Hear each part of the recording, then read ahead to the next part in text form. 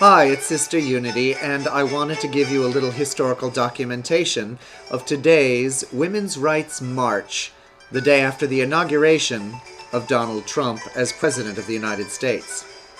It's a little historical record.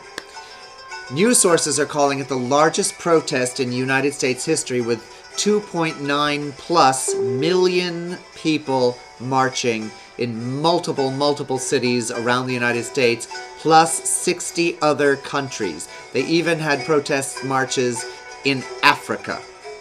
Here in Los Angeles, I've read one figure putting it at 750,000, the largest of any of the U.S. cities. Washington, D.C.'s march had over 500,000. More people marching than attended Donald Trump's inauguration as president. I'm wearing on my head a pussy hat. That's what they're called. The organizers, part of the organizers for these protests, came up with this idea of hand knitting thousands upon thousands of these pink hats that have little corners so they look like cat ears. Pussy. I like to wear mine sort of squared off like I'm a poobah. There, I'm the grand poobah priestess of the temple of Poobah, the god of poobahing. It was hand knit for me by Sister Lee Viticus, who was at the DC March. Hey Lee, did you have a good march? And I love it. It's warm, it's soft, it's comfortable. I absolutely love my pussy hat. And I've attached my pink veil. And I'm wrapped up because it's cold in this shawl that Sister Heidi Ho, I think it was, made for me from Columbus. And it's just the warmest thing. And underneath it is my collar made for me by Sister Erotica some years ago. And under that is this fuchsia sari that was gifted to me by my sister, Sally Mutant. Thank you, Sally. So, all in all, I'm dressed entirely in gifts. Isn't that nice? And that expresses the feeling of the march. Here in my apartment, in the convent cell in which I dwell, Sister Kamana Wanalea came and got ready, and my friend Mukti came, a civilian, not a nun, and I know her from we attend the same meditation center and we work together, and she came and we all went together on the subway, and the subway was jam-packed with all these people, and it was so great to see women. Majority of women. How many times do you have a majority of women in spaces like this? In public spaces. Men are everywhere. Women of color, which was really nice. Families. And we got on the train with this family of two black lesbian women, who were engaged with their identical twin daughters, who were just charming as all heck. One was a little shy, one was a little energetic. And we rode with them to the protest at Pershing Square. And they were absolutely delightful. Really delightful people. And that was really the story of the whole thing, was people were being delightful and friendly and creative. These hats, people made them in so many different styles, so many different shades of pink and purple, and the yarns were different, and the shapes were different. It was so great to see these interpretations of these hats. And people's signs as well. People were so clever, so clever. Very powerful message, very clever messages, very funny messages. All over the place, and everyone had a sign practically. It was just a sea of creativity and the written word, writ big. The crowd was so big. It started at Pershing Square. The whole thing was supposed to start with speeches at Pershing Square and march to City Hall. Well, we were halfway to City Hall at the outer edge of the crowd because the crowd was so big. And God bless it, the whole march started with women on motorcycles, who in the LGBT community we know from our parades as the Dykes on Bikes. Oh, I almost cried. It was so great to see the Dykes on Bikes get their due in such a nationally prominent march. And then the march came along with Jane Fonda as part of the front line of the march. It was so inspiring. I find her very inspiring. You can deride her for being a liberal. You can deride her for the Hanoi Jane thing.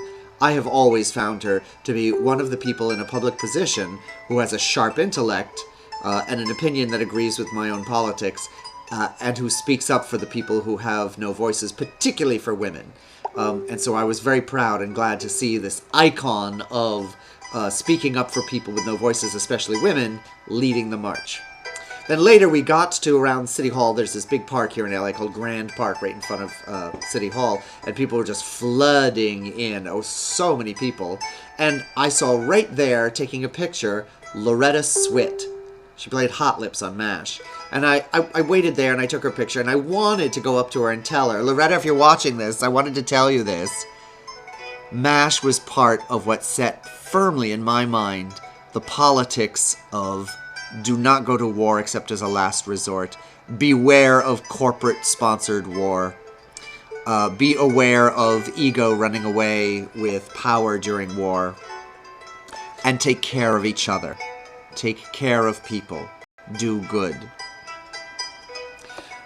And then the rest of the day was Sister Kamana Wanalea and I and Mukti sort of walking around, and then we found this little niche, the doorway of the LA Times building, which is right there near City Hall. And it's the old building with these old Art Deco marble, like a portico, little inset door. We just stood there, and there was no one else in there but us, but right at the edge, like with a sidewalk and the crowd going back and forth. And we just stood there cheering people on and taking pictures with people and generally trying to inspire people and being inspired by people. So much diversity, race and color and gender. We saw Muslim women go by in their hijabs with their husbands and sons trailing after them. Oh, that was so great to see. We saw Sikhs and Hindu people going by. And I was shouting, Donald Trump, leave alone all these women and their yonis.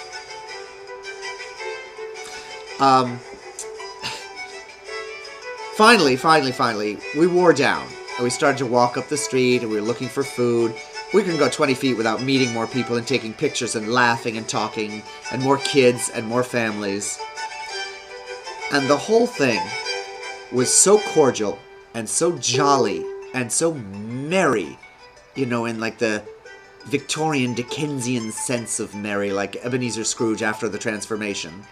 So warm, everyone so welcoming, that it erased the angst and the fear and anxiety I had been feeling about the presidency and the inauguration and the election.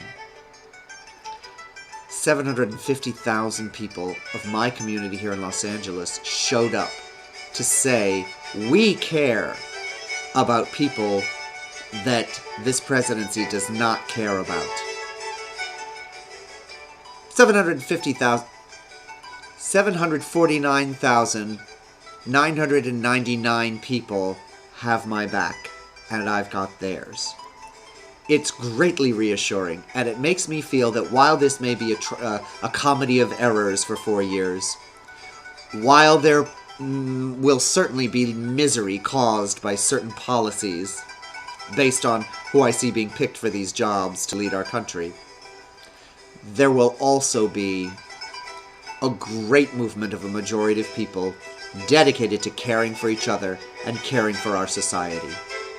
So I'm encouraged, and I hope this message and this description of today's events encourages you! Remember, take care of yourself. Take care of those around you, even if it means sacrificing your own comfort. Take care of people because it's important on principle. And it's important to show the world that we take care of each other. That this is part of what America is about. And be creative, and be creative, and be creative, and express yourself and be yourself strongly. That's how we'll get through this. I'll see you out there caring for each other.